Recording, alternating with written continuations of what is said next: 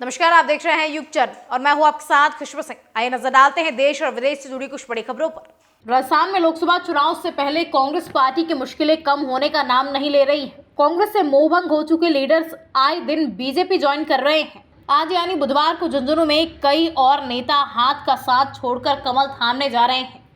Jodhpur Lok Sabha seat से कांग्रेस के प्रत्याशी और पूर्व सीएम अशोक गहलोत के बेटे वैभव के करीबी नेता मुरारी सैनी आज भाजपा में शामिल होने जा रहे हैं।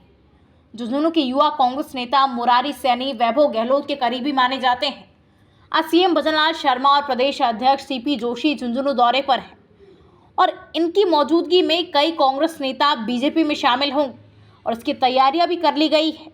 मुरारी सैनी को 4 दिन पहले ही कांग्रेस ओबीसी विभाग प्रदेश अध्यक्ष ने झुंझुनू लोकसभा का प्रभारी बनाया था। इससे पहले वो शांति व हिंसा विभाग के जिला संयोजक भी रह चुके हैं। सैनी बतौर युवा कांग्रेस के जिला उपाध्यक्ष, ओबीसी विभाग के जिला अध्यक्ष, जिला कांग्रेस कमेटी के प्रवक्ता समेत कई पदों पर काम कर चुके हैं। मुरारी सैनी वैभव गहलोत के करीबी माने जाते हैं। सैनी ने कहा कि कांग्रेस में वंशवाद के कारण पार्टी को नुकसान हो रहा है, जबकि पीएम मोदी के नेतृत्व में देश का रॉकेट गति के साथ आगे बढ़ रहा है। यूएन की एक रिपोर्ट के मुताबिक भारत की तुलना में पाकिस्तान ज्यादा खुशहाल देश है। 20 मार्च यानी वर्ल्ड हैप्पीनेस डे के मौके पर संयुक्त राष्ट्र ने हैप्पीनेस इंडेक्स की रिपोर्ट जारी की है। इसमें भारत 126वें स्थान पर है।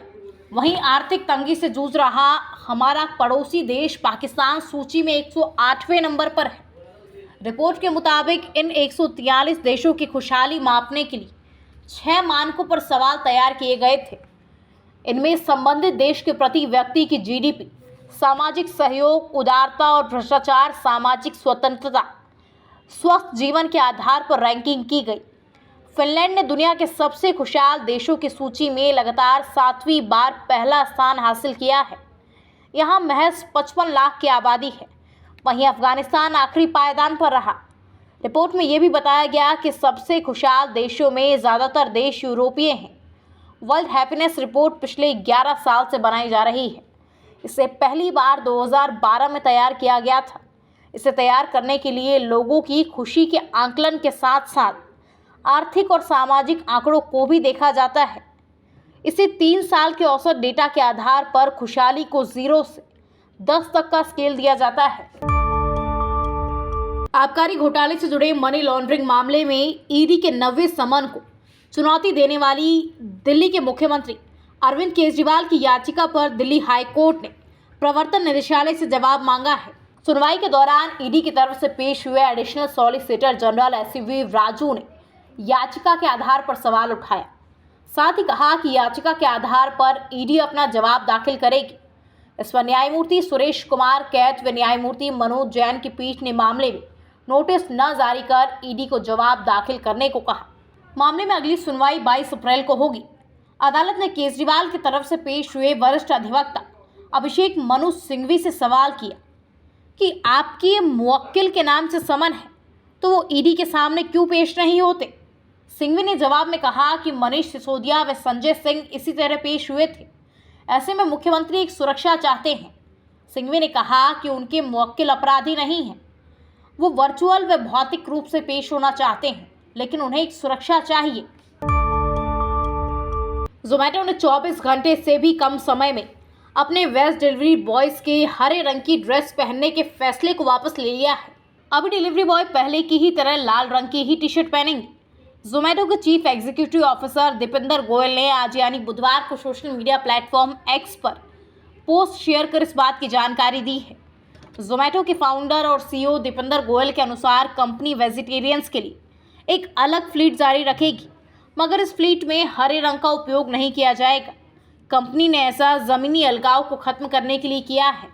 कंपनी के सभी राइडर्स लाल ड्रेस पहनना ही जारी रखेंगी। इससे पहले कल यानी मंगलवार को फूड डिलीवरी प्लेटफॉर्म जोमैटो ने भारत में 100% वेजिटेरियंस डाइट को फॉलो करने वाले कस्टमर्स के लिए प्योर वेज मोड और प्योर वेज फ्लीट लॉन्च किया है। दिल्ली हाईकोर्ट ने बुधवार को मुख्यमंत्री अरविंद केजरीवाल को बार बार समन भेजे जाने पर एनफोर्समेंट डायरेक्टर से तलब किया है। कोर्ट ने ईडी को अपना जवाब दाखिल करने के लिए 2 हफ्ते का समय दिया है।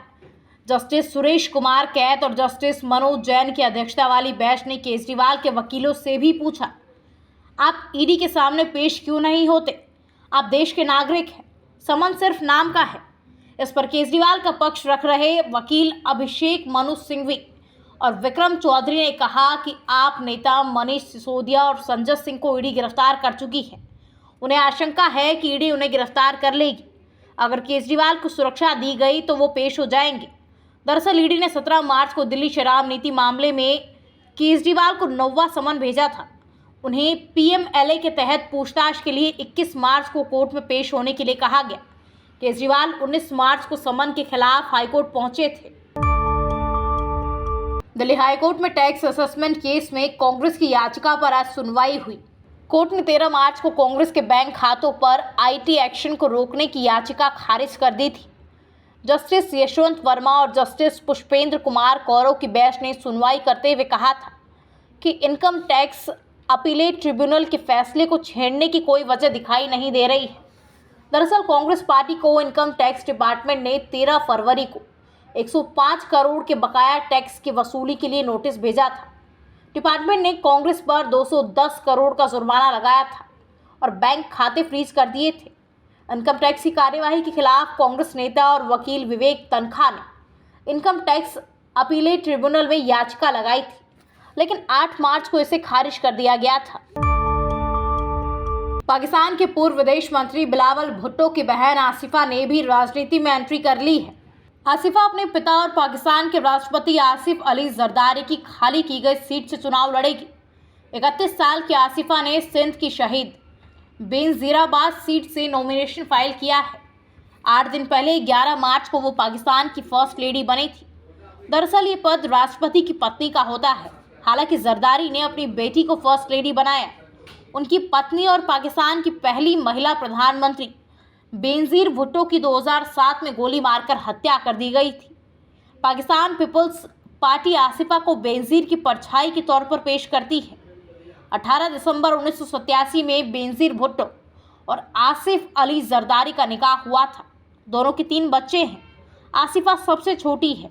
उनकी पूरी एजुकेशन ब्रिटेन में हुई। आसिफा की बड़ी बहन बख्तावर भुट्टो की लंदन के बिजनेसमैन से शादी हुई है। भाई बिलावल पाकिस्तान पीपल्स पार्टी के चेयरमैन हैं। मां बेनजीर के 27 दिसंबर 2007 को एक रैली के दौरान गोली मारकर हत्या कर दी गई थी।